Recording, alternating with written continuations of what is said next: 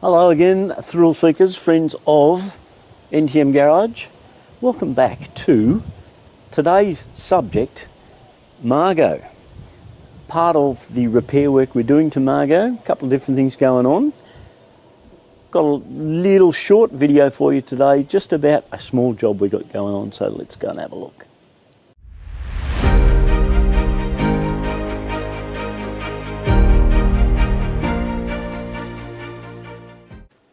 So you've seen Margot with her lovely new boots. They're looking splendid.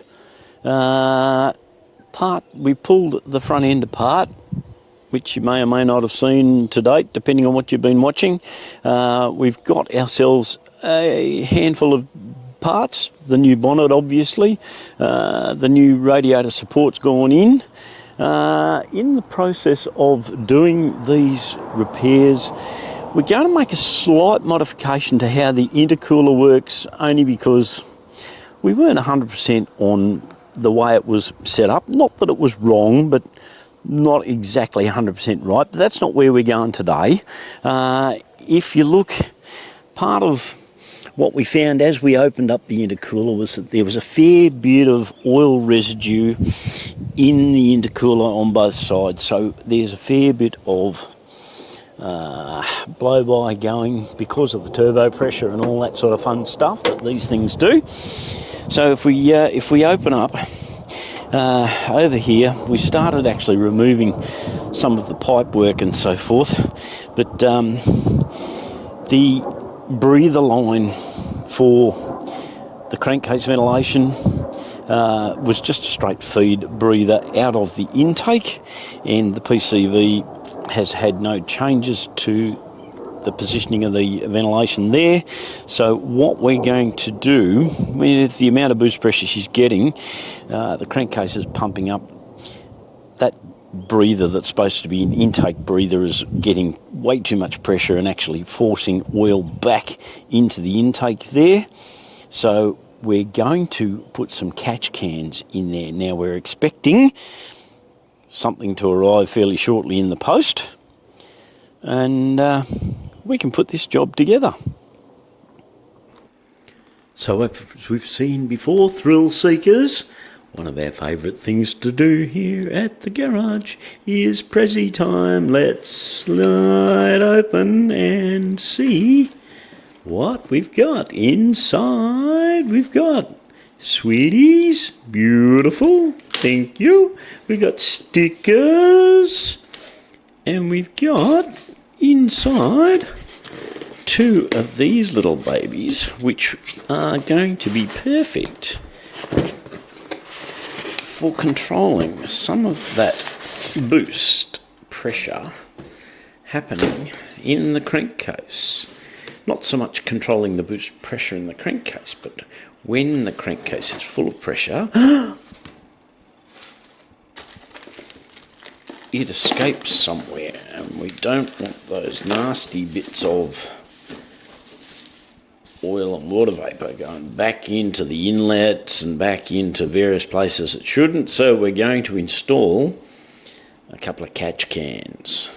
There's two of them in there, so we'll put these together and show you how these are going to work.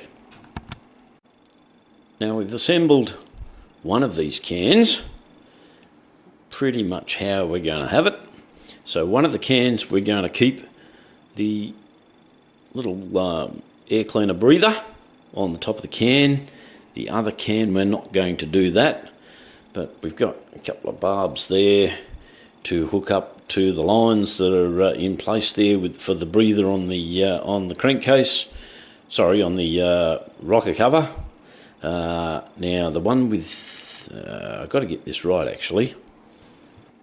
So this one with the breather goes between the air intake and the rocker cover. Normally that's just a breather facility just to allow, you know, an intake of air after the PCV feeds back from the vacuum. Sometimes it needs a bit of a helping hand, so that's what that one's for. Now the other catch can, we won't be putting the breather in the top. This one will be going between the PCV and the intake plenum. So that one doesn't require the breather. We need to keep a closed circuit on that one.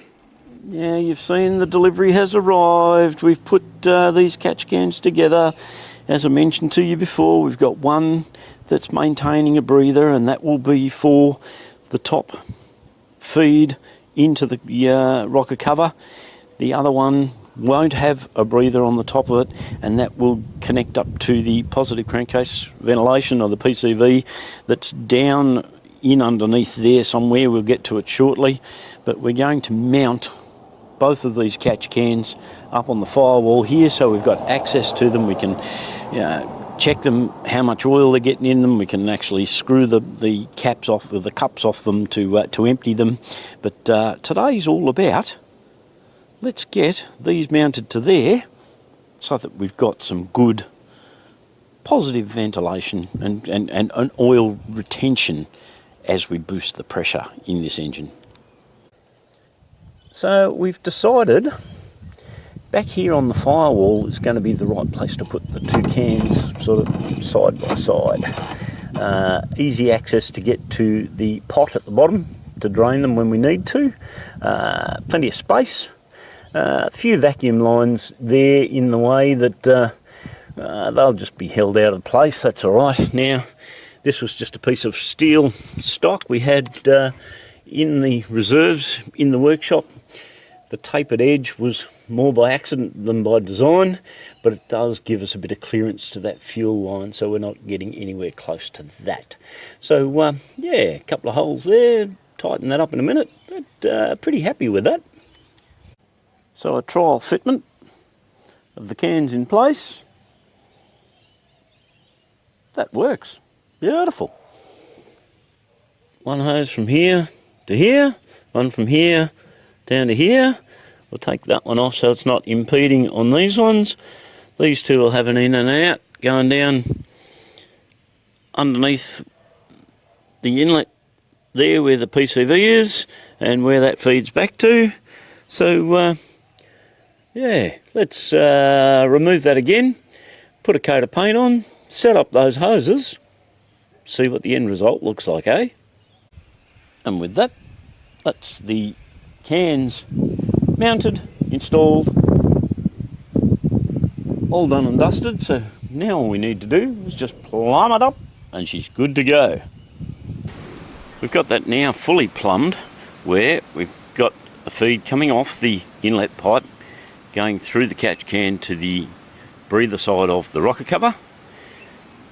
Here we've got the sealed catch can running down underneath and interrupting the line going between the PCV and the inlet manifold.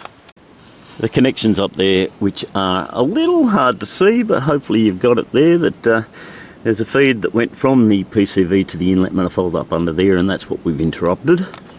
And so, friends and followers, there we have some catch cans assembled, mounted, installed, plumbed up. That will really control all of that nasty oil and water vapour going back into the turbo, particularly. Try and keep some of it out of the intake system, not coming back through the inlet manifold, keeping the valves all nice and clean. So I'm calling that a win, and now we just need to move on with a bit more of that repair, get this girl back on the road. Once more time, thanks for following.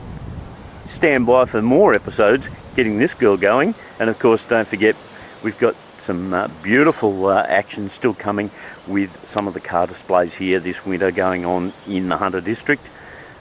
Stand by, it's all coming your way. See you again very soon.